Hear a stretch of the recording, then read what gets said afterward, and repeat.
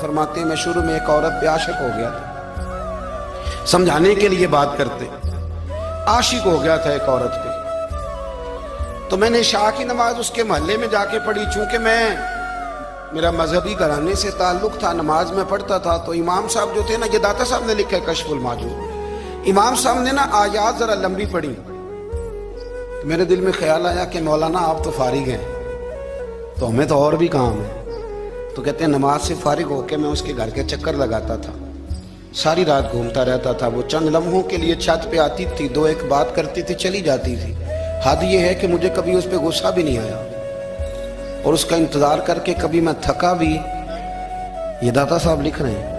हजरत अब्दुल्ला इब्न मुबारक फरमाते हैं एक रात में गया, इसी तरह मैंने नमाज पढ़ी, फिर मैं उसके घर गया। मैं सारी रात, सर्दियों की ठंडी रात, 11-12 घंटे उसके घर का तवाफ करता रहा, माज़अल्लाह चक्कर लगाता रहा। आधी रात को सहरी के वक्त वो छत पे आई 1 मिनट के लिए, और कहने लगी घर में मेहमान बहुत ज्यादा हैं, आज बात नहीं हो सकेगी।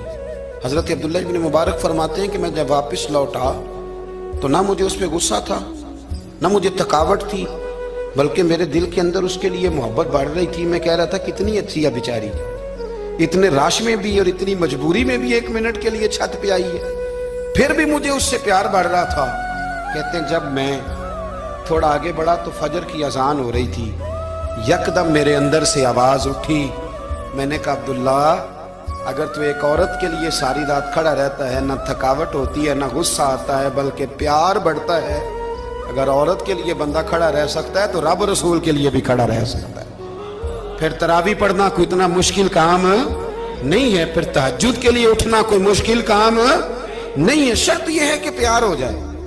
एक औरत के लिए अगर ये सारा कुछ हो सकता है तो अल्लाह रसूल के लिए भी हो सकते हैं। फरमाते मैंने तौबा कर ली, और फिर मेरा हाल ये है कि वो तौबा की, फिर 60 साल गुजर गए, सारी रात मुसल्ले पे खड़ा रहता हूं, मुझे कभी थकावट नहीं हुई।